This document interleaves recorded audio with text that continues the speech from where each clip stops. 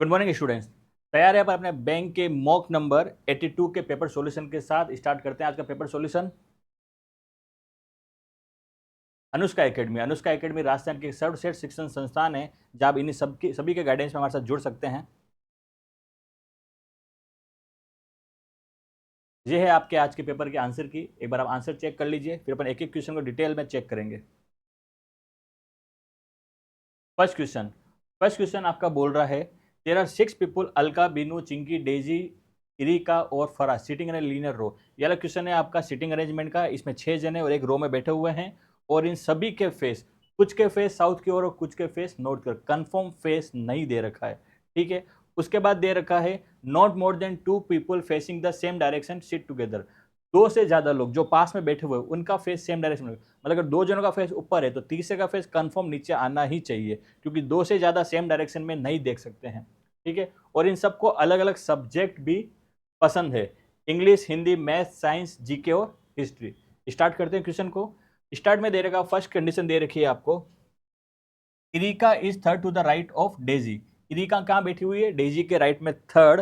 Who doesn't sit at the end, और ये किसी भी कोने पे नहीं बैठी है। And both are facing the same direction, और दोनों का फेस भी क्या है? सेम डायरेक्शन में, ठीक है। स्टार्ट करते हैं क्वेश्चन को। मान लीजिए Erika is seat third right of Daisy, ठीक है। फर्स्ट एक डायग्राम हम मानते हैं डेजी का फेस ऊपर और एक में फेस मानेंगे डेजी का नीचे। मान लीजिए मैंने डेजी का फेस मान लिया ऊपर। इसके राइट में थर्ड कौन है? इरिका। 1, 2 और 3। और इसमें बोला डेजी और इरिका का फेस दोनों का सेम डायरेक्शन में आना ही चाहिए। और इसमें बोला गया है हु डजन, मतलब किसके लिए? डेजी के लिए बोला गया डेजी कॉर्नर पे, तो मतलब मिनिमम एक जना तो इसके इधर आएगा ही आएगा। एक से ज्यादा भी आ सकते हैं, अभी अपन एक जना ही मान के चल रहे हैं। एक जना तो इसके इधर लेफ्ट में आएगा ही आएगा।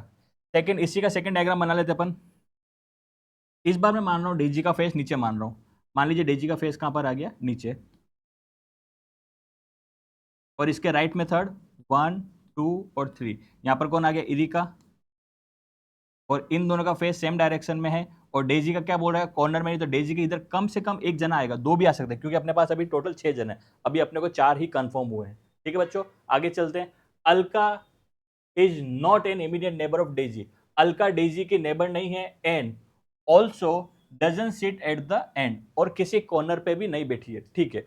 अब समझिए, अलका यहां पर भी नहीं आ सकती, यहां पर भी नहीं आ सकती।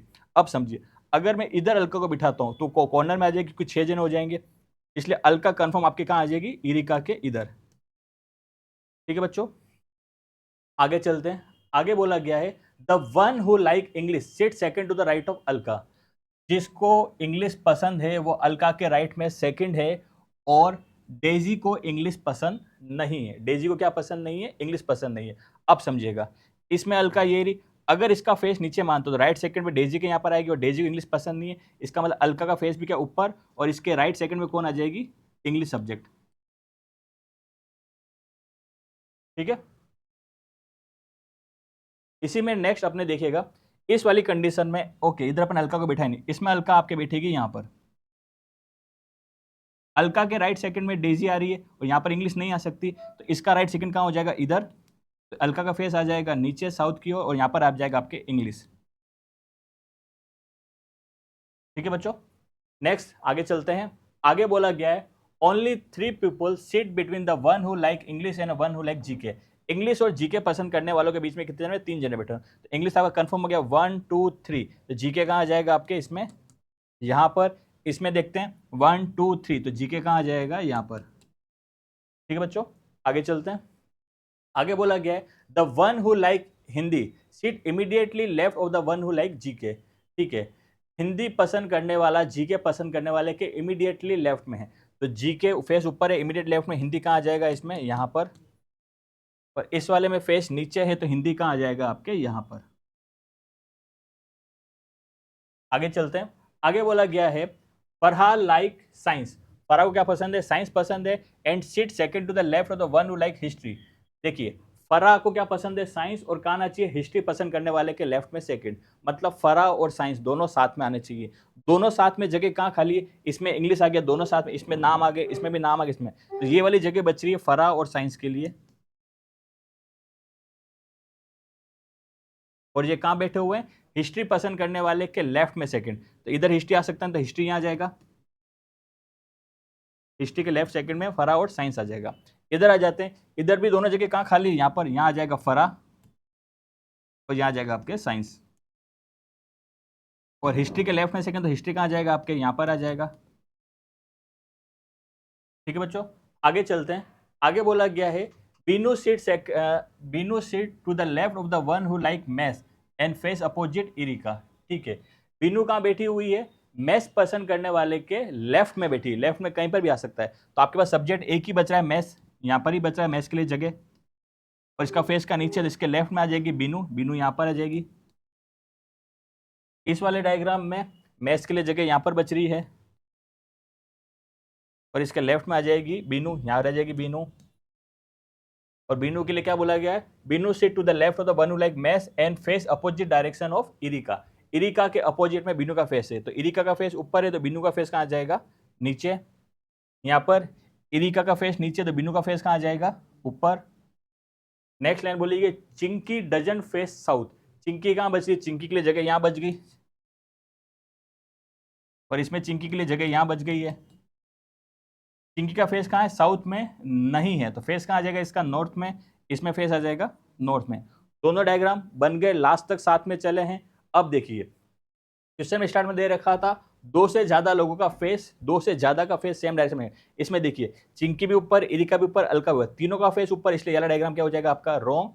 ये वाला आपका सही हो जाएगा। अब इसमें समझिएगा फरा का फेस बाकी है, क्योंकि इन दो का कंटिन्यू नीचे है, तो फरा का फेस हमको कहाँ मानना पड़ेगा, ऊपर मानना पड़ेगा, अदरवाइज वो भी गलत हो जाएगा। तो ये वाला आपका हो जाएगा सही। ठीक है बच्चों, सॉल्व करते हैं सॉल्यूशन को। पहला solution, how many people facing north, ये पूछ रहा है नॉर्थ में कितने जने फेस कर रहे हैं। चिंकी का फेस नॉर्थ में, फरा का और बिनू का, तो 3 जनों का फेस किधर है आपके, नॉर्थ डायरेक्शन में।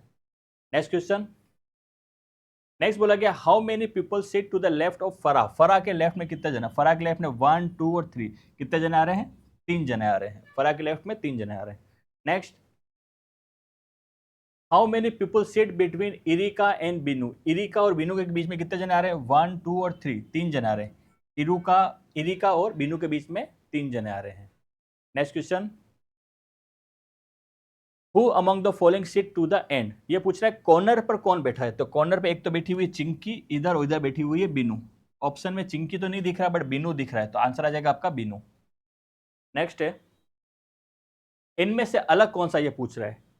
इरिका हिस्ट्री बिल्कुल सही है, चिंकी जीके ये वाला गलत है, अलका मैथ्स ये वाला भी सही है, बिनू हिंदी ये वाला भी सही है, डेजी जीके ये वाला भी सही है। तो इनमें से अलग कौन सा हो जाएगा, चिंकी जीके, क्योंकि चिंकी क्या पढ़ रही है, इंग्लिश पसंद है उसको। ठीक है बच्चों, ये था आपका पहला सीटिंग अरेंजमेंट। नेक्स्ट क्वेश्चन पे जाते हैं। नेक्स्ट क्वेश्चन है आपका, नेक्स्ट क्वेश्चन है आपका डायरेक्शन का। ठीक है, स्टार्ट करते हैं क्वेश्चन को।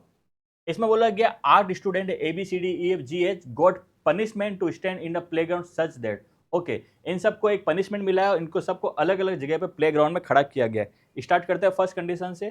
फर्स्ट कंडीशन बोला गया है A is standing 8 metre to the north of C. A कहां पर बैठा हुआ है, सी के नॉर्थ में कितना, 8 मीटर।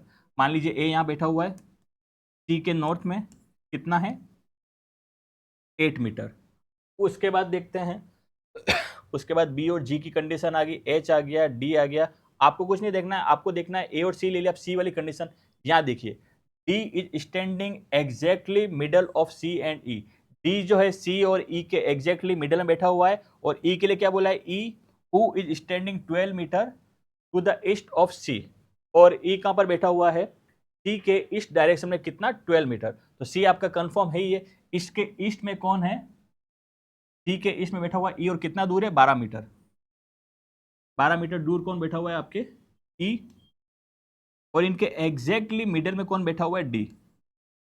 इधर भी 6 हो जाएगा, इधर भी 6 हो जाएगा। ठीक है बच्चों, क्योंकि डी इनके बीच में बैठा हुआ है।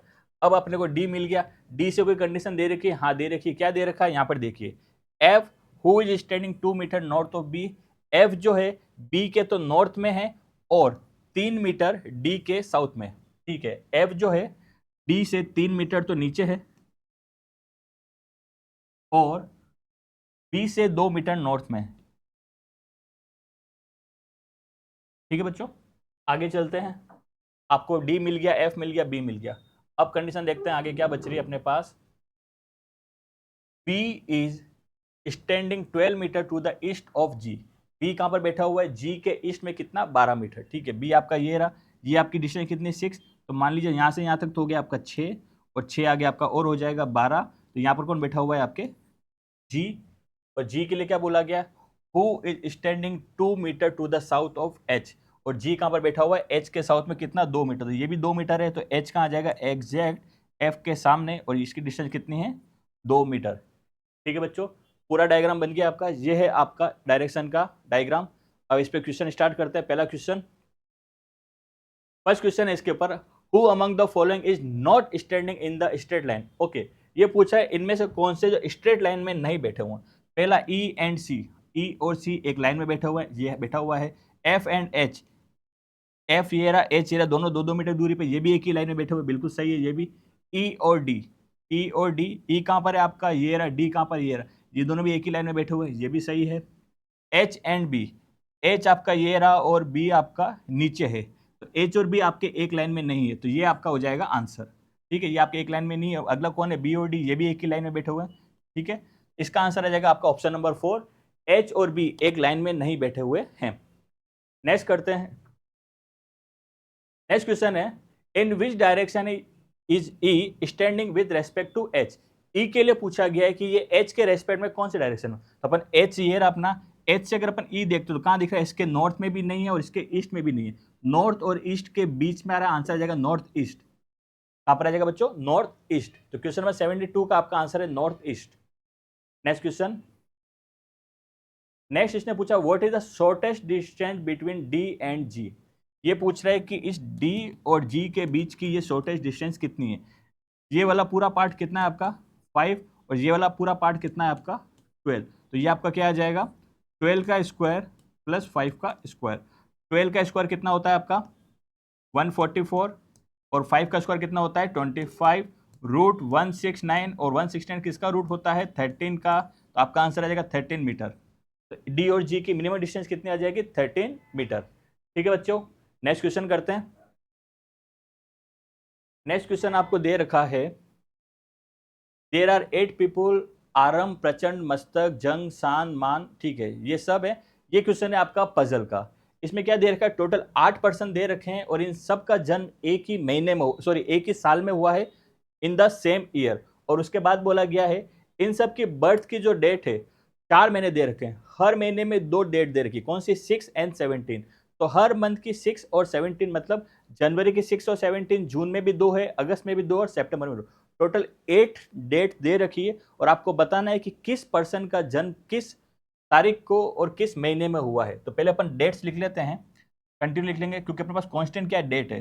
6 जैन, उसके बाद 17, उसके बाद 6 जून, उसके बाद 17 जून, उसके बाद 6 अगस्त, उसके बाद 17 अगस्त, उसके बाद 6 सितंबर, और उसके बाद 17 सितंबर। ठीक है,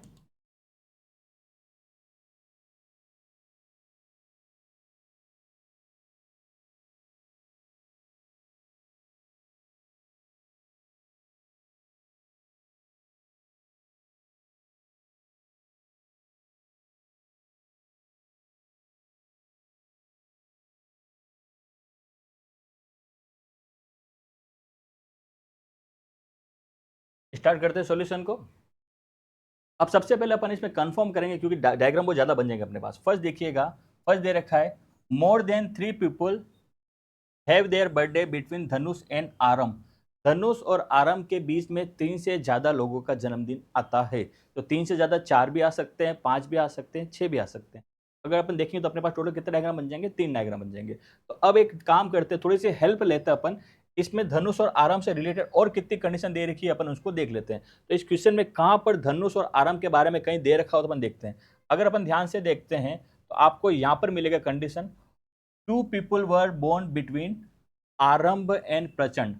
आरंभ और प्रचंड के बीच में कितने जने बैठे हुए हैं, 2 जने बैठे हुए हैं। ठीक है, बट प्रचंड इज नॉट ओल्डर देन आरंभ। लेकिन प्रचंड जो है आरंभ से बड़ा नहीं है। तो प्रचंड जब भी आएगा आरंभ के बाद में आएगा। ठीक है, 2 जने छोड़ के। अब इस कंडीशन को मैं एक बार आपको समझाना चाहूंगा, समझिएगा। फर्स्ट कंडीशन क्या दे दिया इसने, आरम और धनुष के बीच में कितने जने, 3 जने। इसको एक बार समझ लेते हैं इसको एक बार अपन समझ लेते हैं, समझिएगा। अगर मैं धनुष को ऊपर मानता हूँ और आरम को नीचे मानता हूँ, ठीक है, धनुष को ऊपर माना और आरम को नीचे माना, इनके बीच में 3 से ज्यादा जने आने चाहिए, मतलब 4 जने तो मिनिमम आने ही चाहिए, ठीक है। 4 बीच में, ऊपर धनुष 5 और नीचे आरम 6। अब 6 के बाद में 2 जने छोड़ेंगे तो 8, उसके बाद में प्रचंड नहीं आ सकता। तो इससे तो आपको हिंट मिल गया कि जब भी आपके आरंभ आएगा वो कब आएगा, ऊपर आएगा, और धनुष का आएगा नीचे। बस इतना आपको हिंट मिल गया कि आरंभ कब आएगा, ऊपर, और धनुष का आएगा नीचे, और आराम से 2 पोजीशन नीचे पर आपको कौन मिलेगा, प्रचंड मिलेगा, ठीक है। और इसके बाद प्रचंड के लिए भी और कुछ कंडीशन दे रखी है, हाँ दे रखी है, प्रचंड इज यंगर देन मस्तक बट ओल्डर देन सान, ठीक है। एक कंडीशन और प्रश्न के दे देखिए प्रचंड के लिए आपको,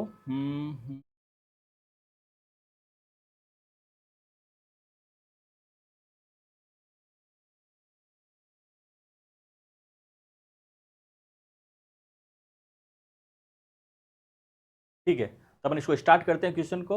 ओके, अब स्टार्ट करने के लिए अपन क्या कर रहे हैं, सबसे पहले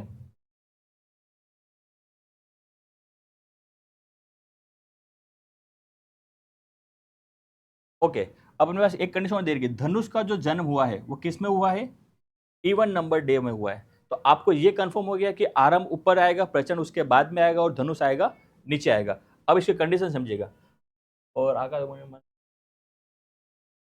चलिए। अब सबसे पहले अगर मैं आरंभ को यहां मानता हूं, समझिएगा, आरंभ को मैंने कहा माना,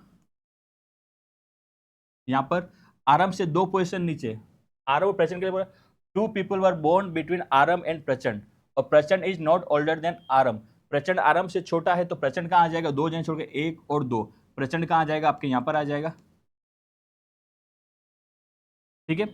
उसके बाद यहां पर कंडीशन क्या है, धनुष क्या है, धनुष और आरंभ के बीच में 3 से ज्यादा जने, तो 3 से ज्यादा जने कितने हो सकते हैं आपके, 4 भी हो सकते हैं, 5 भी हो सकते हैं। बट लास्ट में क्या दे रखा है, धनुष का जो जन्म हुआ है किस में हुआ है, उस महीने में हुआ है जिसमें इवन नंबर डेट है।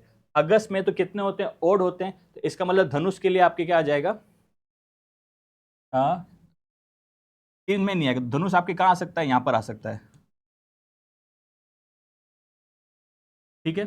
और धनुष के लिए कंडीशन दे रखी है, धनुष के लिए दे रखा है इन्होंने यहाँ पर, Dhanush is not the oldest member, ठीक है, धनुष सबसे बड़ा नहीं है। चलिए, धनुष वैसे नीचे आ रहा है, बड़ा है ही नहीं आपके पास, ठीक है। इसी का अगर एक डायग्राम और देखते हैं, किधर धनुष, इसके अलावा यहाँ पर भी तो आ सकता था, बिल्कुल धनुष यहाँ पर भी आ सकता था। तो आरंभ को अगर मैं यहाँ मानता हूँ, ठीक है, प्रचंड तो यहाँ पर आएगा ही आएगा, और धनुष आपका कहाँ आ जाएगा, यहाँ पर आ जाएगा, ठीक है बच्चों। ओके बच्चों, एक कंडीशन और दे रखी है यहाँ पर, ध्यान से, Prachand birthday is on even date, Prachand का बर्थडे कब आ रहा है, आपके इवन डेट पे आ रहा है, तो इसका मतलब प्रचंड आपके 17 जून को नहीं आएगा, 17 जून को नहीं आएगा। तो इसका मतलब इन दोनों कंडीशन को यहाँ पर हटाना पड़ेगा, प्रचंड कहाँ आ जाएगा, नीचे आ जाएगा, तो आरंभ भी कहाँ आ जाएगा, नीचे, क्योंकि देखिए अगर आरंभ को यहाँ रखूंगा तो 2 यहाँ छोड़ने पड़ेंगे, तब प्रचंड यहाँ पर आएगा। तो इसका मतलब अगर आरंभ को यहाँ रखूँ तो प्रचंड कहाँ पर आ रहा है, 17 को आ रहा है, बट प्रचंड के लिए क्या बोल दिया, Prachand is Prachand birthday is on even date, Prachand का बर्थडे कब आ रहा है, इवन डेट पे आ रहा है। तो अपन इस पे क्या करते हैं, हाथों हाथ करेक्शन कर लेते हैं, प्रचंड आपका यहाँ पर आएगा ही नहीं, पता चल गया अपने को। तो प्रचंड आपके आ जाएगा 6 तारीख को, यहाँ पर आ जाएगा प्रचंड, और किससे 2 दिन छोटा है, आरंभ से 2 जने बीच में आ जाएंगे। और धनुष के लिए आपकी दोनों कंडीशन मिल गई आपको, तो आरंभ यहाँ पर आ गया और प्रचंड आपके यहाँ पर आ गया, ठीक है बच्चों। वापस समझ लेते हैं एक बार इसको ध्यान से, आराम से। क्वेश्चन में बोला गया है आरंभ और धनुष के बीच में 3 से ज्यादा जने हैं, ठीक है, और आरंभ से 2 पोजीशन बाद में कौन रह रहा है, प्रचंड रह रहा है, और प्रचंड कहां पर आना चाहिए, इवन डेट पे। अपन ने आरंभ को ऊपर माना था, तो प्रचंड कहां पर आ रहा है, ओड डेट पे, तो ओड डेट पे आना नहीं चाहिए, इसलिए अपन आरंभ को जस्ट नीचे रखा, और आरंभ के बाद 2 जने छोड़ के आ गया, प्रचंड आ गया। उसके बाद आरंभ और धनुष के बीच में 3 से ज्यादा जने होने चाहिए, तो 1 2 3 4, एक बार 4 जने छोड़ के धनुष यहाँ भी आ सकता है, और 1 2 3 4 5 जने छोड़ के धनुष आपका यहाँ पर भी हो सकता है। तो आरंभ मिल गया, प्रचंड मिल गया, धनुष मिल गया आपको, ठीक है। आगे चलते हैं, नेक्स्ट अब देखते हैं, यहाँ तक कंडीशन कंप्लीट होगी, आरंभ से होगी, प्रचंड से होगी, और धनुष से होगी, ठीक है। अब आगे आ जाए तो वापस अपन फर्स्ट कंडीशन वापस स्टार्ट करते हैं। फर्स्ट कंडीशन इसने दे रखा है, मन who is not the youngest, मन जो है सबसे छोटा नहीं है, ठीक है, और born on an odd date, और जन्म कब हुआ है इसका, ऑड डेट पे हुआ है, ठीक है। ऑड डेट पे अगर देखते हैं, ठीक है, ओके, इस डेट पे मना कर दिया कि मन यहाँ नहीं आ सकता, तो मन या तो इस डेट पे आएगा या फिर इस डेट पे आएगा, तो इसके डबल डायग्राम बन जाएंगे और इसमें भी इसके डबल डायग्राम बन जाएंगे। तो बच्चों डायग्राम टोटल बनेंगे 4, कितने बन जाएंगे 4। तो एक बार मैंने मन को यहाँ मान लिया, ठीक है, मन को यहाँ मान लिया, मन के लिए कुछ कंडीशन दे रखी है, ओके, मन के लिए कंडीशन दे रखी है, मन के लिए कंडीशन क्या दे रखी है, मन वाज बोर्न जस्ट आफ्टर जंग, मन किसके बाद पैदा हुआ है, जस्ट जंग के बाद पैदा हुआ है। अगर मन को यहाँ रखता हूँ तो यहाँ पर जंग आ सकता है, ठीक है, अगर मोन को इस 17 में रखता हूँ इसके ऊपर जंग नहीं आ सकता, तो कंडीशन ये वाली ही बनेगी। और इस वाले डायग्राम में अगर इस 17 के ऊपर जंग नहीं आ सकता, तो इसमें भी जंग यहाँ पर आ जाएगा और मन कहाँ आ जाएगा, आपके यहाँ पर आ जाएगा।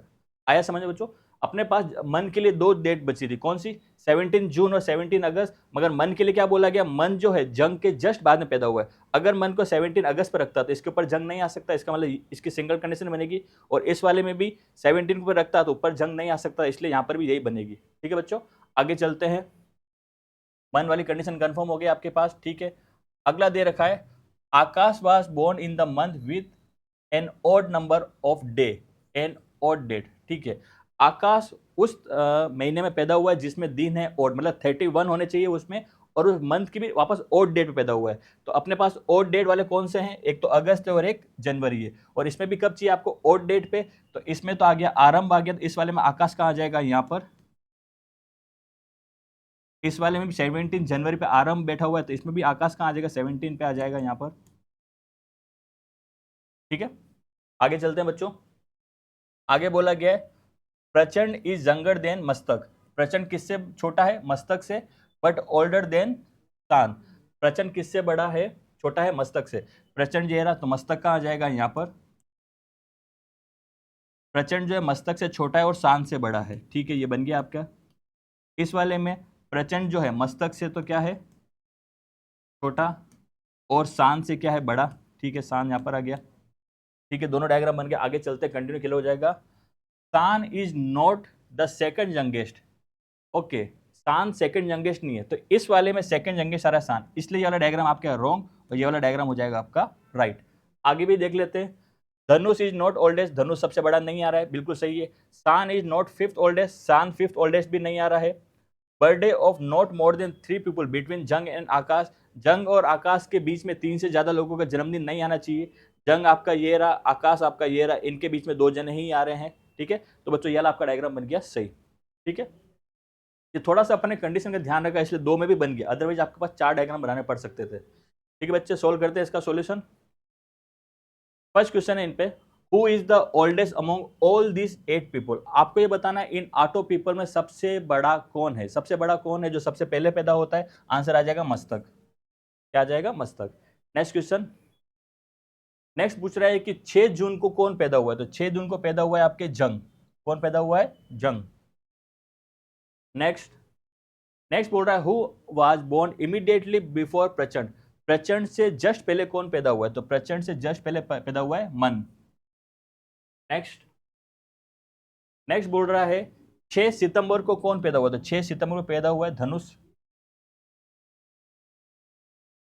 Next, who was born in 17 सितंबर, 17 सितंबर को कौन पैदा, 17 सितंबर को पैदा हुआ है शान, कौन पैदा हुआ है, शान, ठीक है बच्चों।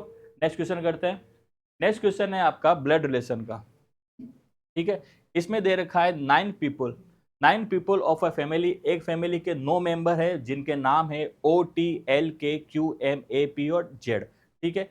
इनमें आपको कंडीशन दे रखी है, टोटल आपके पास इसमें 3 जनरेशन आनी चाहिए और 3 कपल आने चाहिए, ठीक है बच्चों। स्टार्ट करते हैं क्वेश्चन को। मेन चीज क्या ध्यान रखनी है, जनरेशन 3 होनी चाहिए और कपल भी कितने चाहिए आपको, 3 चाहिए।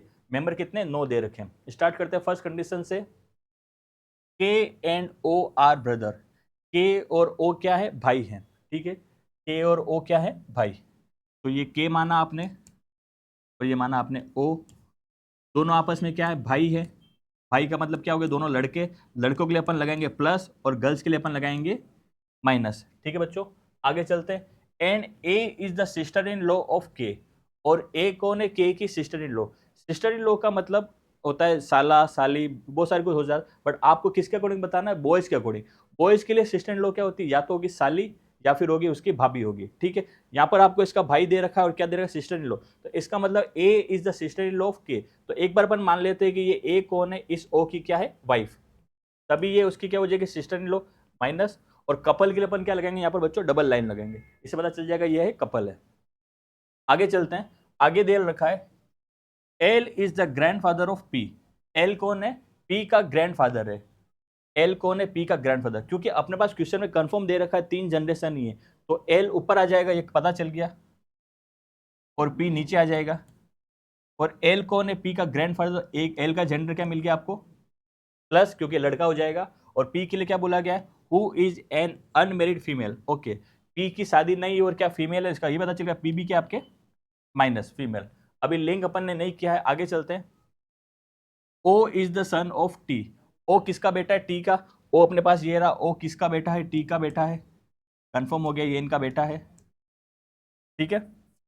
टी का भी अपने को जेंडर पता नहीं चला है, वो पिताजी की माताजी। आगे चलते हैं, अभी अगर ओ टी का बेटा है तो के भी टी का ही बेटा हो जाएगा, ठीक है। आगे चलते हैं, आगे बोला गया है Z is the son of M.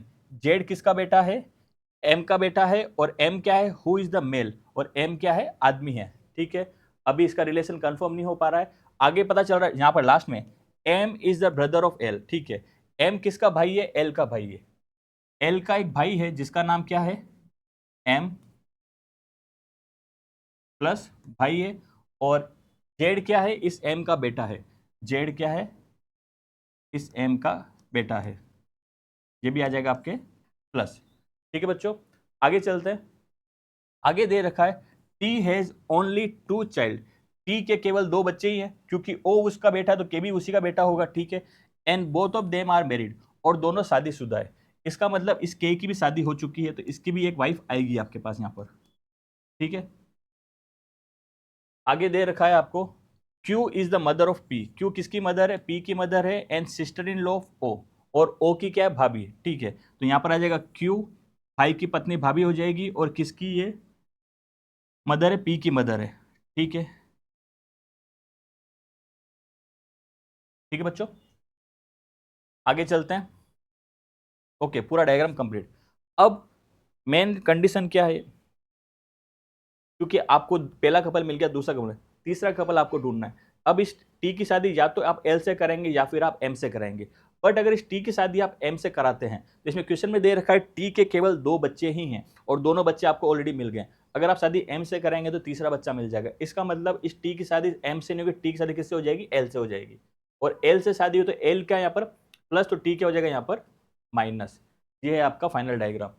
तो ये कौन है, एम, एम इसके हस्बैंड का भाई है, और इनके बच्चे और अलग है, ठीक है। टोटल 2 फैमिली आपको मिल जाएगी इसके अंदर। पूरा एक डायग्राम बन गया। आपको 3 जनरेशन चाहिए, 1 2 3, तीनों जनरेशन मिल गई। 3 कपल चाहिए, पहला कपल, दूसरा कपल और तीसरा कपल, तीनों कपल भी आपको मिल गए। स्टार्ट करते हैं सॉल्यूशन को। पहला क्वेश्चन, पहला सॉल्यूशन है इसका। इसमें पूछा गया है if P is married to S। अगर P की शादी किससे करा रहे हैं आप, S से करा देते हैं। P की शादी किससे करा दी आपने, S से। ये फीमेल तो ये क्या हो जाएगा प्लस, ठीक है। अगर आप P की शादी S से कराते हैं तो S के ससुर जी कौन होंगे, तो S के ससुर जी हो जाएंगे आपके K। S के ससुर हो जाएंगे K हो जाएंगे। S के ससुर जी K ऑप्शन में कहीं पर भी नहीं दे रखा है, T तो आपका आंसर होगा नहीं। हस्बैंड ऑफ Q, हाँ Q का हस्बैंड हो सकता है, बिल्कुल सही है, ये भी हो सकता है। अगला दे रखा है ब्रदर ऑफ O का भाई भी हो सकता है, ये भी सही है। तो इसका आंसर आ जाएगा बोथ 2 एंड 3, ठीक है। इसने डायरेक्टली के नहीं दिया है, के बिहाफ पे क्या दे दिया कि वो उसका ससुर जी है जो क्यू का पति है, बिल्कुल सही है, और ओ का भाई, ठीक है। तो आंसर आ जाएगा बोथ 2 एंड 3, ठीक है बच्चों। नेक्स्ट क्वेश्चन करते हैं। नेक्स्ट क्वेश्चन दे रखा है who is the wife of, who is the wife of the father of Z, ठीक है। जेड के पिताजी की पत्नी कौन है, तो जेड आपके ये रहा, इनके पिताजी ये रहे एम रे, और इनकी वाइफ के बारे में अपने पास डिटेल में नहीं है, तो अपना आंसर आ जाएगा नन ऑफ द अबो। इनमें से कोई भी इनके पिताजी की पत्नी नहीं है। नेक्स्ट क्वेश्चन करते हैं बच्चों। नेक्स्ट ये बता रहा है, पूछ रहा है how many female member are there in the family. परिवार में कितनी महिला सदस्य है। एक तो ये हो जाएगी 1, एक ये 2, एक आपके ये 3 और एक आपके ये 4। तो टोटल 4 फीमेल मेंबर है इस फैमिली के अंदर। कितने हैं? 4 female member. Next question. Next question है आपका सीटिंग अरेंजमेंट का। ठीक है, इसमें दे रखा है आपको टोटल 8 जने हैं, एक रेक्टेंगल टेबल पे बैठे हुए हैं।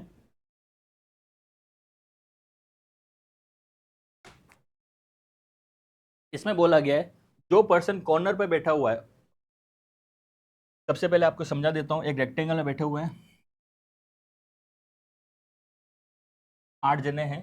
उसके बाद दे रखा है that people sitting at the corner are not facing outside, मतलब जो कॉर्नर पे बैठे वो बाहर नहीं देख रहे। तो बाहर नहीं देखेंगे तो कहां देखेंगे? आपके अंदर देखेंगे। And people sitting at the edge are not facing inside, और जो एज पे बैठे वो अंदर नहीं देख रहे। तो एज पे बैठने वाले कहां देखेंगे? आपके बाहर देखेंगे। ठीक है, ये टोटल 8 जने हो गए, प्रॉपर जगह हो गई। स्टार्ट करते हैं क्वेश्चन को। अब इस क्वेश्चन में आपको क्या करना है? आपको कंफर्म पोजीशन ढूंढनी सबसे पहले। तो कंफर्म पोजीशन हम ढूंढते हैं। L is sitting to second left of O who is sitting opposite N. यहां पर भी नहीं मिल रहा है,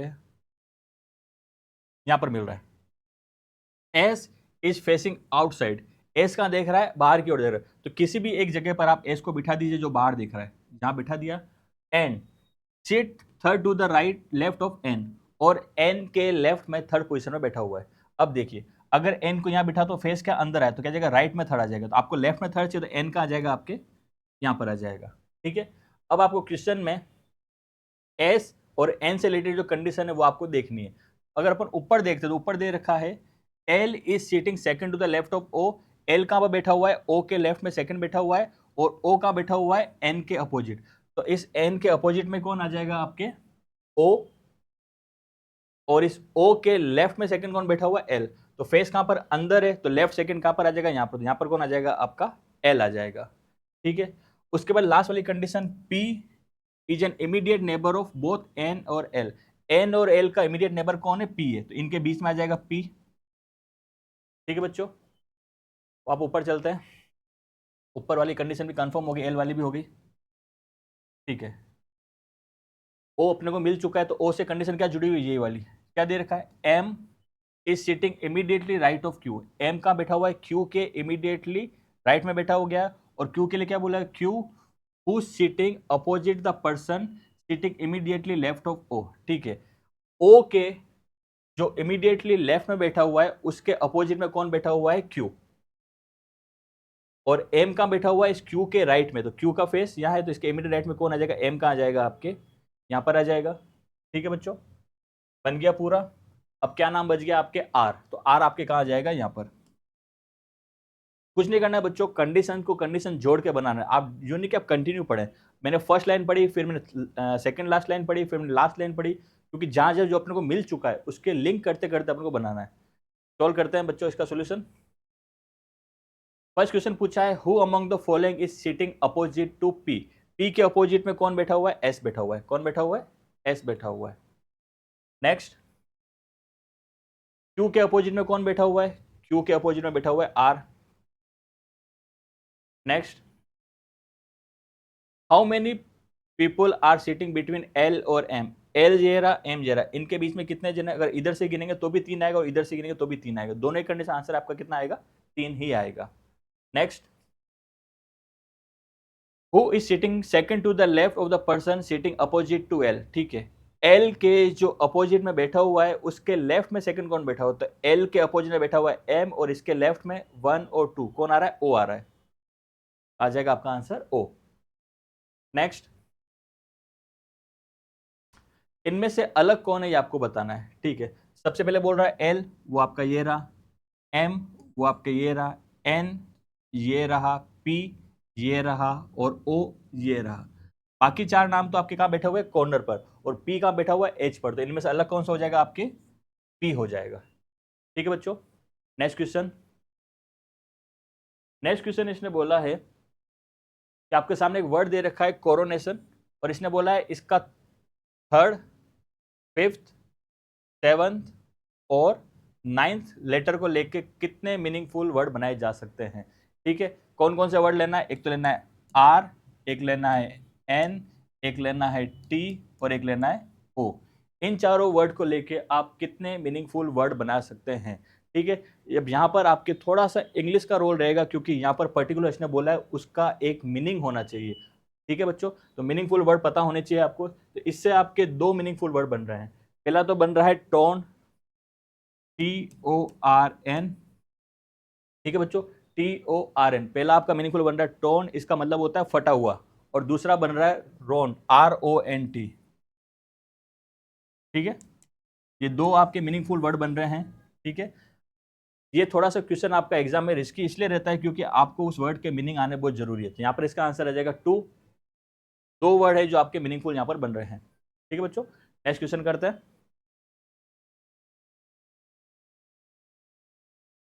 नेक्स्ट इसने एक वर्ड दे रखा है DEVASTATET,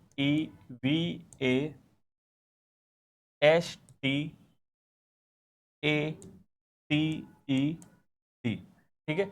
अब इसमें इस वर्ड के लिए बोल रहा है कि इसके भी, इस वर्ड में जितने भी लेटर्स आ रहे हैं उनके बीच में एक्चुअल में वही डिफरेंस है जो इंग्लिश अल्फाबेट में होता है। तो आपको बताना है कि ऐसे कितने पेयर बन रहे हैं, ठीक है। आपको टोटल नंबर ऑफ पेयर्स बताना है। तो इसको करने का सिंपल तरीका बच्चा अपना सीख रहेगा नंबरिंग करके। नंबरिंग कर देते, डी होता है 4 नंबर पे, ई का 5, टी का 22, ए का 1, एस का 19, टी का 20, 1, 20, 5 और 4। कुछ नहीं करना। और इसमें यह भी ध्यान रखना आपको काउंटिंग राइट और लेफ्ट दोनों तरफ करनी है, ठीक है। अब सबसे पहली बात, इसमें क्वेश्चन में सबसे बड़ा नंबर कौन सा, 22। तो आपको 22 के बाद में काउंटिंग नहीं करनी है। स्टार्ट करते हैं 4 to 5, पहला ही मिल गया, 4 के बाद 5, 4 के बाद 5 के बाद 6, 7, 8, 9, 10, 11, 12, 13। इस 4 से और बन नहीं रहा है। 5 से देखते हैं तो 6, 7, 8, 9, 10, 11, 12, 13, इससे भी नहीं बन रहा, पीछे भी नहीं बन रहा। 22 से बनेगा नहीं क्योंकि 22 सबसे बड़ा है। इस 1 से 2, 3, 4, 5, 6, 7 नहीं बन रहा। इस 1 से 2, 3, 4, एक इसका रिवर्स में बन रहा है, 1 से 4। आगे देखते हैं 1920, ये बन रहा है। एक इधर भी देख लेंगे, ये देखिए 4 to 5 ये भी बन रहा है, और एक बन रहा है इस 1 से 4 बन रहा है। तो टोटल कितने बन गए, 1, 2, 3, 4 और 5। इसमें 5 पेयर बन रहे हैं। तो इसका आंसर आएगा ऑप्शन नंबर 4, 5 पेयर आपके आंसर बन रहे हैं, ठीक है बच्चों। नेक्स्ट क्वेश्चन करते हैं। नेक्स्ट क्वेश्चन है आपको दे रखा है, इसने 9 बॉक्सेज हैं आपके सामने, FATUGOLY और Z, ठीक है। इन सबको आपको एक सीक्वेंस में जमाना है ऊपर से नीचे। इसने बोल रखा है जो टॉप मोस्ट बॉक्स है तो उसका नंबर है 1, मतलब ऊपर वाला बॉक्स जो टॉप मोस्ट है उसका नंबर 1 है, और जो सबसे नीचे उसका क्या है 9। तो नंबरिंग कर लेते हैं 1, फिर 2, 3, 4, 5, 6, 7, 8 और 9, ठीक है। नंबरिंग कर लेते हैं, नंबरिंग के हिसाब से अपन सोल्व करेंगे। स्टार्ट करते हैं। देयर आर 6 बॉक्स बिटवीन, ये बोल रहा है आपको there are 6 box between Z and T. Z और टी के बीच में कितने बॉक्स आ रहे हैं, 6 बॉक्स आ रहे हैं। Which is kept below Z, और टी जो है जेड के नीचे आना चाहिए, ठीक है। जेड और टी के बीच में कितने बॉक्स आ रहे हैं, 6 बॉक्स आ रहे चाहिए, और टी का आना चाहिए जेड के नीचे आना चाहिए। मान लीजिए मैंने जेड को यहाँ माना, तो 6 बॉक्स 1, 2, 3, 4, 5, 6, टी यहाँ पर भी आ सकता है, और अगर जेड को यहाँ मानता हूँ तो टी कहाँ आ सकता है, यहाँ पर भी आ सकता है। डबल डायग्राम, क्योंकि इसने बोल रखा है 6 बॉक्स इनके बीच में। उसके बाद बोला गया है box G is 3 place above T. G जो है टी से 3 प्लेस ऊपर है, बिटवीन 3 नहीं बोला, 3 प्लेस ऊपर बोला है। तो 1, 2, 3 जी कहाँ जाएगा, यहाँ पर। इस वाले में टी यहाँ पर है, तो 1, 2, 3 जी कहाँ जाएगा, यहाँ पर। 3 प्लेस अबोव बोला है, ध्यान रखना बच्चों। आगे देखिए, box G is kept 4 place below Z. G जो है जेड से 4 प्लेस नीचे होना चाहिए। 1, 2, 3, 4 आ रहा है, 1, 2, 3, 4 आ रहा है, ठीक है। दोनों ही कंडीशन में आ रहा है। आगे चलते हैं। There is only 1 box between box O and U. O और यू के बीच में एक्स बॉक्स ही आना चाहिए, which is not kept above O, ठीक है। और यू जो है ओ के ऊपर नहीं आना चाहिए। ओके, तो ये आपको पता चल गया। ओ कहां पर आएगा, सॉरी यू कहां आएगा, ओ के नीचे आएगा। ओके, ध्यान समझिएगा। इसने बोला है कि ओ और यू के बीच में एक बॉक्स आना चाहिए, ठीक है। और यू जो है विच इज नॉट केप्ट अबो ओ, ओ जो है यू के ऊपर नहीं आना चाहिए। तो आपको ये हिंट मिल गया कि यू जब भी आएगा ओ के नीचे आएगा, इनके बीच में कितना बॉक्स आएगा, एक बॉक्स का गैप आएगा। अभी अपने को कंफर्म नहीं है, अपन आगे चलते हैं।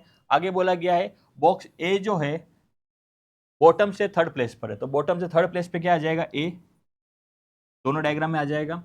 उसके बाद बोला गया है बॉक्स वाई जो है थर्ड नंबर पर है, तो थर्ड नंबर ऊपर से चल रहा है, वाई कहाँ आ जाएगा यहाँ पर, वाई कहाँ आ जाएगा यहाँ पर।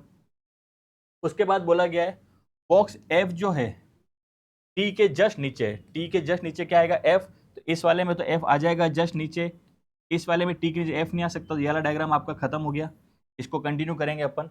उसके बाद इसमें बोला गया है बॉक्स एक्स जो है is not kept above Y, Y के ऊपर नहीं है, तो वाई के ऊपर ओ नहीं, तो ओ कहाँ आ जाएगा यहाँ पर, और यू आ जाएगा आपके यहाँ पर। क्या बच गया आपके एल, एल आपके यहाँ पर आ जाएगा। ठीक है बच्चों, ये आपका बन गया फाइनल डायग्राम। हमेशा ध्यान रखिएगा डबल डायग्राम बना लीजिए ताकि आपको कंडीशन नहीं आएगी, अब इसको क्रॉस चेक करने की जरूरत नहीं बनेगी अपने, क्योंकि अपन ने प्रॉपर बनाया है। सॉल्व करते हैं पहला क्वेश्चन। इसने पूछा है कि इनमें से अलग कौन सा है। ठीक है, चेक करते हैं। एल आपके ये रहा, उसके बाद ओ वो आपके ये रहा, यू यू आपके ये रहा, एफ एफ आपके ये रहा, और टी आपके ये रहा। अगर अपन देखेंगे बाकी सारे जो नंबर्स हैं वो किसे इवन पोजीशन पर है, और एफ कहाँ पर है, ऑड पोजीशन पर। इसका आंसर आ जाएगा एफ, एफ यहाँ पर हो जाएगा अलग हो जाएगा। ठीक है बच्चों, नेक्स्ट क्वेश्चन करते हैं। नेक्स्ट बोला गया है how many boxes are between box L and T, L और टी के बीच में कितने बॉक्स आ रहे हैं, 1 2 3 4 5, 5 बॉक्स आ रहे हैं। एल और टी के बीच में कितने बॉक्स आ रहे हैं, 5 बॉक्स आ रहे हैं। नेक्स्ट नेक्स्ट बोला गया how many box are kept above box U, U के ऊपर कितने बॉक्स है, तो यू के ऊपर कितने बॉक्स हैं, 5 बॉक्स है। आंसर आ जाएगा 5, ऑप्शन नंबर थर्ड 5। ठीक है बच्चों, नेक्स्ट क्वेश्चन करते हैं। नेक्स्ट क्वेश्चन बोला गया है which box is number 8, 8 number पे कौन सा बॉक्स है, 8 नंबर पे कौन सा है, टी, 8 नंबर पे कौन सा बॉक्स है बच्चों, T. Next question, next question बोला गया है which box is kept at the top most position, ये पूछ रहा है कि टॉप मोस्ट पोजीशन पे कौन सा बॉक्स है, तो टॉप मोस्ट पोजीशन में कौन सा बॉक्स है, बॉक्स नंबर जेड। ठीक है बच्चों, नेक्स्ट क्वेश्चन करते हैं। नेक्स्ट क्वेश्चन है आपका इनइक्वालिटी का। ठीक है, इसमें आपको एक स्टेटमेंट दे रखा है, उसके बाद आपको 3 कंक्लूजन दे रखे हैं, आपको स्टेटमेंट में बताना है कि उन तीनों कंक्लूजन में कौन सा कंक्लूजन सही है कौन सा गलत है। ठीक है, सबसे पहले पूछ रहा है कि क्या एम पी से बड़ा है, एम आपका ये रहा, पी आपका ये रहा, आपको क्या चाहिए, सिंगल साइन। इसमें आपको एम और पी के बीच में सिंगल साइन मिल रहा है, और इन सभी साइन का फेस किधर, एम की तरफ है, सही है पहला वाला आपका राइट। सेकंड पूछा है क्या एल जे एल से बड़ा है, जे आपका ये रहा, एल आपका ये रहा, बट इनके बीच में क्या आ गया, ये अपोजिट साइन, अपोजिट साइन में कंफर्म आंसर नहीं आता है। अगला आपको बताना है ए और एल के बीच में कि ए एल से बड़ा है क्या, ए आपका ये रहा, एल आपका ये रहा, बट बीच में वापस क्या आ गया, अपोजिट साइन, इसका भी आंसर कंफर्म नहीं आएगा। तो यहाँ पर only conclusion 1 is right, only conclusion 1 follow, इसका आपका आंसर आ जाएगा ऑप्शन नंबर 4। ठीक है बच्चों, नेक्स्ट करते हैं। नेक्स्ट इसने बोला है क्या डी ओ के बराबर है, डी ये रहा, ओ ये रहा, बट बीच में क्या आ गया, सिंगल साइन आ गए, इसलिए बराबर नहीं है। दूसरा क्या डी ओ से बड़ा है, डी ये रहा, ओ ये रहा, सिंगल साइन आ रहा है, और सभी का फेस किधर है, डी की तरफ, हाँ डी ओ से बड़ा है। तीसरा क्या डब्ल्यू डी से बड़ा है, डब्ल्यू ये रहा, डी ये रहा, बट बीच में क्या आ गया, अपोजिट साइन, इसलिए इसका भी कंफर्म आंसर नहीं आएगा। इसका आंसर आएगा ओनली सेकंड, ओनली सेकंड है आपका ऑप्शन नंबर 2, ओनली सेकंड है आपका ऑप्शन नंबर 2। ठीक है बच्चों, नेक्स्ट क्वेश्चन करते हैं। नेक्स्ट दे रखा है इसने, ये पूछ रहा है क्या क्यू एस से छोटा है, क्यू ये रहा, एस ये रहा। ठीक है, क्यू आपके कहाँ पर ये, और एस आपके ये, क्यू एस से छोटा है, क्यू और एस के बीच में सिंगल साइन आ रहा है, और सभी साइन का फेस किधर है, एस की तरफ, हाँ क्यू एस से छोटा है, बिल्कुल सही। दूसरा पूछ रहा है क्या ई जे से बड़ा है, ई ये रहा, जे ये रहा, और फेस किधर है, ई की तरफ ओपन है, हाँ ई जे से बड़ा है, ये भी सही है। तीसरा क्या आई और क्यू बराबर है, नहीं आई और क्यू बराबर नहीं है। ठीक है, यहाँ पर आंसर आ जाएगा only first and second, first and second कौन सा, ऑप्शन नंबर 1, ऑप्शन नंबर 1। ठीक है बच्चों, नेक्स्ट क्वेश्चन करते हैं। नेक्स्ट पूछ रहा है ये क्या ओ टी से बड़ा है, O is greater than T, O ये रहा, टी ये रहा, सिंगल साइन मिल रहा है, और सबके फेस किधर, ओ की तरफ, first one is right. Second पूछ रहा है क्या ई एच से बड़ा है, ई ये रहा, एच ये रहा, बीच में क्या आ गया, अपोजिट साइन, दूसरा वाला आपका क्या हो जाएगा, रॉन्ग। तीसरा एस एक्स से छोटा है क्या, एस ये रहा, एक्स ये रहा, बट फेस किधर है, एस की तरफ, और यहाँ फेस है एक्स की तरफ, आंसर ये हो जाएगा रॉन्ग, तो ओनली फर्स्ट। ठीक है, इसका आंसर आ जाएगा आपका ओनली फर्स्ट। ठीक है बच्चों, नेक्स्ट क्वेश्चन करते हैं। नेक्स्ट क्वेश्चन है आपका, नेक्स्ट क्वेश्चन आपका सिलोज्म का है, इसमें दे रखे हैं कुछ स्टेटमेंट दे रखे हैं, उसके बाद आपको कंक्लूजन दे रखे हैं, आपको स्टेटमेंट के बेस पे बताना है कि कौन सा कंक्लूजन सही है। First no newspaper is magazine, ये बोल रहा है कि कोई भी न्यूज़पेपर जो है आपके मैगजीन नहीं है, तो ये न्यूज़पेपर और मैगजीन अलग ही रहेंगे।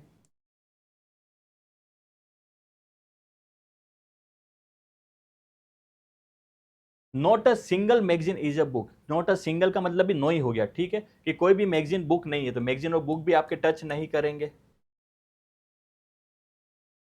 और अगला बोल गया every book is salary, every का मतलब सारी की सारी, सारी बुक्स किस में आ जाएगी, आपके स्टोरी में आ जाएगी, सारी बुक्स किस में आ जाएगी, आपके स्टोरी में आ जाएगी। ठीक है बच्चों, ये बन गया आपका डायग्राम। कंक्लूजन चेक करते हैं। पहला डायग्राम है some story which are book or newspaper as well, ठीक है, ये बोल रहा है कि कुछ स्टोरी जो बुक्स हैं वो आपके न्यूज़पेपर भी है, कुछ स्टोरी जो बुक्स मतलब ये वाला पार्ट, अगर ये वाला पार्ट आपका स्टोरी का ये वाला पार्ट बुक्स है तो क्या ये न्यूज़पेपर भी, बिल्कुल नहीं है, क्योंकि ये दोनों आपस में टच कर ही नहीं रहे हैं, पहला वाला हो जाएगा रॉन्ग।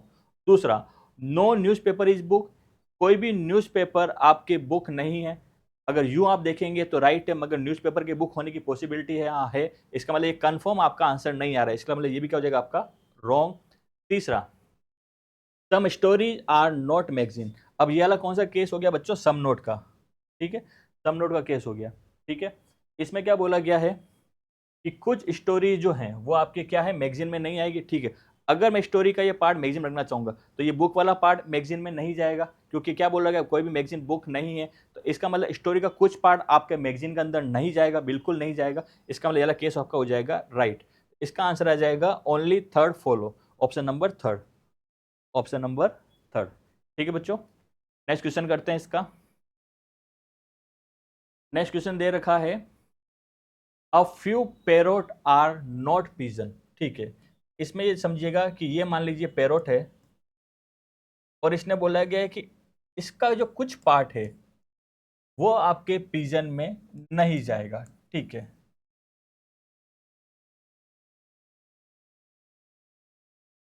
अ फ्यू पार्ट, ये बोल रखा है कि इसका कुछ पार्ट जो है कंफर्म इसमें नहीं जाएगा, बाकी का जा भी सकता है और नहीं भी जा सकता है, ठीक है। आगे चलते हैं। ऑल पिजन आर वाइट, सारे के सारे पिजन क्या है आपके व्हाइट के अंदर आ जाएंगे।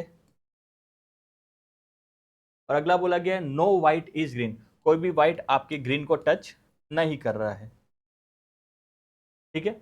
कंक्लूजन की बात करते हैं। पहला conclusion, no green is pigeon, कोई भी ग्रीन पिजन नहीं है, तो ग्रीन आपके व्हाइट को टच नहीं करेगा तो इसके अंदर पिजन को भी टच नहीं करेगा, पहला वाला आपका राइट है। दूसरा, नो पैरोट इज ग्रीन, ये बोल रहा है कि कोई भी पैरोट आपका ग्रीन नहीं है, नो पैरोट इज ग्रीन, ठीक है, ये इनका डायरेक्ट रिलेशन बना नहीं कर रखा है, ये राइट भी हो सकता है और रॉन्ग भी हो सकता है, मतलब ग्रीन टच भी कर सकता है और नहीं भी कर सकता है, तो कंफर्म नहीं मिल रहा है, इसलिए दूसरा वाला क्या हो जाएगा आपका रॉन्ग। तीसरा, सम पिजन आर नॉट पैरोट, ये बोल रहा है कि कुछ पिजन जो है पैरोट नहीं होंगे। अब ध्यान से समझिएगा इस स्टेटमेंट को, इसने ये बोल रहा है कि पैरोट का कुछ पार्ट पिजन में नहीं जाना चाहिए, मान लीजिए पार्ट नहीं जा रहा है, और अपन ने समनोड केस में क्या सीखा था, जिसके लिए बोल रहा है सम पिजन आर नॉट पैरोट, इस पिजन को उठा के पैरोट में रखने की कोशिश करो, अगर ये पूरा का पूरा इसके अंदर जा सकता है, पूरा का पूरा, तो आपके क्योंकि इसने मना किया पैरोट का सिर्फ कुछ पार्ट ही पिजन, अगर मैं पिजन को यहां बना देता हूं तो पैरोट का कुछ पार्ट पिजन में नहीं जा रहा है, ये बात सही है, ठीक है, स्टेटमेंट गलत नहीं हो रहा, और पिजन पूरा का पूरा पैरोट के अंदर आ सकता है, तो इसका कुछ पार्ट बाहर बच रहा है, नहीं बच रहा है, तो समनोड केस हो जाएगा, गलत हो जाएगा, ये भी क्या हो जाएगा आपका रॉन्ग हो जाएगा, तो इसका आंसर आएगा only first is right. Only first कहां दे रखा है, ऑप्शन नंबर 4 में, ऑप्शन नंबर 4 में। ठीक है बच्चों, नेक्स्ट करते हैं आज का लास्ट क्वेश्चन। इसमें बोला गया है सम आवर आर मिनट, कुछ आवर क्या आ जाएंगे आपके मिनट में आ जाएंगे, some hour are minute, all clock are minute, सारी सारी क्लॉक किस में आ जाएगी, मिनट के अंदर आ जाएगी। और तीसरा बोला गया नो मिनट इज सेकंड, कोई भी मिनट आपका सेकंड नहीं होगा। ठीक है बच्चों, ये आपका बन गया पूरा डायग्राम। पहला कंक्लूजन चेक करते हैं, सम आवर आर क्लॉक, क्या आवर का कुछ हिस्सा क्लॉक में आ रहा है, ठीक है, आवर का कुछ क्लॉक में आ भी सकता है और नहीं भी आ सकता, अभी तो टच नहीं करा और टच करा भी सकते हैं, तो कंफर्म नहीं है, इसलिए पहला वाला क्या हो जाएगा आपका रॉन्ग। दूसरा बोला गया है all second being clock is a possibility, ठीक है। एक मिनट बच्चों ध्यान से देखिएगा, सबसे पहले क्वेश्चन में चेक करना भी जरूरी है, अभी मैंने इसको रॉन्ग लिख दिया फर्स्ट वाले, ध्यान समझिएगा, इसमें क्या बोला आवर और क्लॉक, इसमें भी आ रहा है आवर और क्लॉक, इसमें भी आ रहा है, ठीक है। हमेशा एग्जाम में सबसे पहले ये ध्यान रखना, कि कंक्लूजन में कोई दो नाम सेम तो नहीं आ रहे। देखिए अवर क्लॉक आ गया, एक में सम वाला केस आ गया, एक में नो वाला केस आ गया, तो ये आपको हिंट मिल जाएगा आइदर वाला केस हो सकता है। अब समझिएगा, सम अवर आर क्लॉक, क्या कुछ अवर क्लॉक हो सकती है, अवर को आप क्लॉक से टच कर सकते हैं, हाँ कर सकते हैं। और लास्ट वाले में क्या बोला है कि नो अवर इज क्लॉक, कोई भी अवर क्लॉक नहीं है, हाँ बिल्कुल ये भी दिख रहा है, मतलब टच हो भी सकती है और नहीं भी हो सकती है। तो इसका मतलब इन दोनों में से कोई एक कंडीशन तो आपकी कंफर्म सही होगी ही होगी। तो इसका मतलब इन दोनों में से कोई एक तो आपका होगा ही होगा। तो फर्स्ट और थर्ड में तो आपका मिल गया आइदर का केस, फर्स्ट और थर्ड में तो क्या मिल गया आपको, आइदर का केस। अब बस चेक करते हैं सेकंड वाले को। सेकंड वाले में क्या बोला है, all second being clock is a possibility, सभी सेकंड के क्लॉक होने की पॉसिबिलिटी है क्या। जब ये सेकंड इस मिनट को टच नहीं कर सकता तो इसके अंदर की चीज को भी टच नहीं कर सकता, इसकी पॉसिबिलिटी क्या है, नहीं है। ठीक है, तो आपका आंसर क्या आ जाएगा, first and either first and third, either first and third कहां दे रहेगा, ऑप्शन नंबर 1 में। ठीक है, इसका आपका आंसर आ जाएगा option number 1, either first and third के अंदर। ठीक है बच्चों, ये था आपके आज का पेपर का सॉल्यूशन। आई होप पेपर अच्छा हुआ होगा। पेपर भी बहुत अच्छा था, ट्रिकी था थोड़ा सा, मगर पेपर बहुत अच्छा था आज का। ठीक है बच्चों, ये हमारे कुछ ऑनलाइन प्लेटफॉर्म है जिनके थ्रू आप हमसे जुड़ सकते हैं, WhatsApp, Facebook, Instagram, Telegram, YouTube. और अगर हम लाइव लोकेशन जानना चाहते हैं तो गूगल मैप के थ्रू हमारी लाइव लोकेशन भी जान सकते हैं। थैंक यू बच्चों।